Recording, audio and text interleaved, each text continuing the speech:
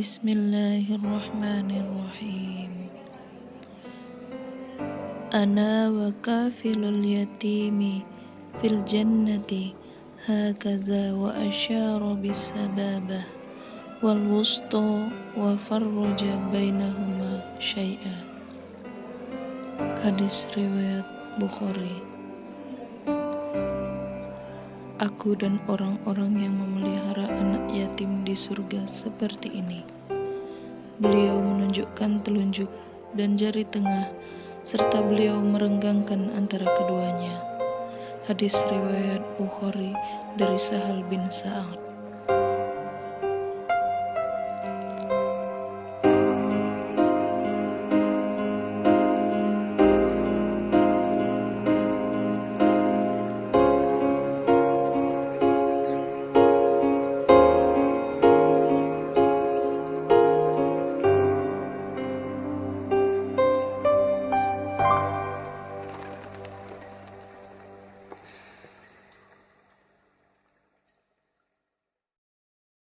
Assalamualaikum warahmatullahi wabarakatuh. Alhamdulillah, wassalatu wassalamu ala rasulillah wa ba'd. Saudara-saudariku dimanapun Anda berada, setiap insan beriman senantiasa mendambakan agar dalam muara kehidupannya bisa mendapatkan capaian tertinggi di akhirat berupa surga yang penuh dengan kenikmatan. Namun tidak setiap orang beriman juga berpikir untuk menyiapkan dengan serius bagaimana bisa menggapai surga itu. Maka Al-Quran kemudian memberikan pesan yang kuat dengan menampilkan kalimat surga di Quran dan memberikan bekal pada orang beriman agar mereka mau menyiapkan untuk bisa menggapai surga yang didambakan. Al-Quran surah kedua Al-Baqarah ayat 25, kalimat surga pembuka dalam Al-Quran ketika Allah berfirman, وَبَشِّرِ الَّذِينَ آمَنُوا وَعَمِلُوا الصَّالِحَاتِ أَنَّ لَهُمْ جَنَّاتٍ تَجْرِي مِنْ تَحْتِهَا الْأَنْهَارُ. Dan berikan kabar gembira pada orang beriman dan beramal saleh bahwa mereka telah disiapkan untuk mereka surga-surga terindah yang mengalir di dalamnya segala keindahan, sungai-sungai dan kebaikan-kebaikan.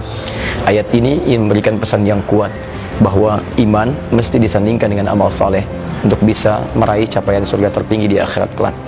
Untuk itulah kemudian Al-Quran membentangkan berbagai pilihan amal saleh yang bisa mengantarkan kita kepada surga impian itu. Ada banyak tawaran di antara sekian amal soleh itu. Namun amal soleh itulah yang menentukan kita di level surga terbaik mana kita bisa mendapatinya. Ada surga sekelas dengan Nabi SAW seperti Quran surah keempat ayat 69. Ada surga di taman surga seperti Quran surah ke-51 ayat 15 sampai 23-nya. Ada surga seluas langit dan bumi seperti di Quran surah ketiga ayat 133 sampai 134-nya. Di antara sekian yang terindah itu, ada orang-orang yang akan menghuni surga tidak hanya sekelas dengan Nabi, tapi dia akan berhimpitan, bertetangga, sangat dekat dengan Nabi SAW. Siapa mereka itu? Kata Nabi, Ana wa kafilul yatimi kahataini fil jannah. Saya dan pemerhati anak yatim akan begitu lekat di surga seperti ini. Nabi menggambarkan dua jari yang saling berdekatan. Bagi Anda pendamba surga, bagi Anda pengharap surga, ada tawaran indah dari Nabi SAW, bukan hanya surga biasa, tapi surga sekelas dengan Nabi SAW, setingkat dengan Nabi SAW, bahkan berdampingan, beriringan, kebersamaan yang sifatnya abadi dan tidak terpisahkan. Pemerhati anak yatim. Melalui ini, saya ingin mengajak kepada teman-teman sekalian, saudara-saudariku seiman khususnya, mari kita wujudkan mimpi kita untuk meraih surga bersama Nabi dengan bisa mengaplikasikannya melalui perhatian terhadap anak-anak yatim yang bisa mengantarkan kita untuk meraih mimpi kita itu. Maka mari kita bergabung ke dalamnya, kita santuni anak-anak yatim.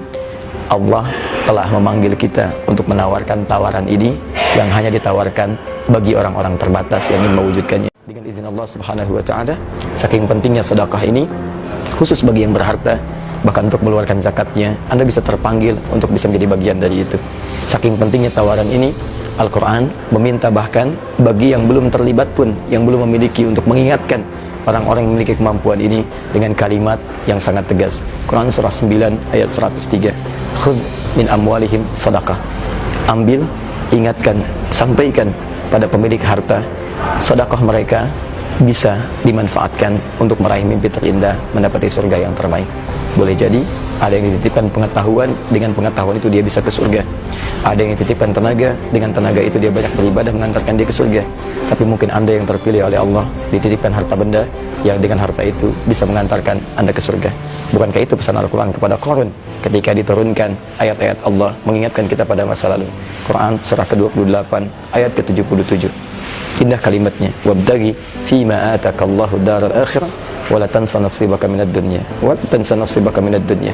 Kata Quran, Anda tidak harus melupakan dunia, tapi jadikan dunia sebagai bekal itu untuk meraih akhirat terbaik bagi Anda seluruhnya.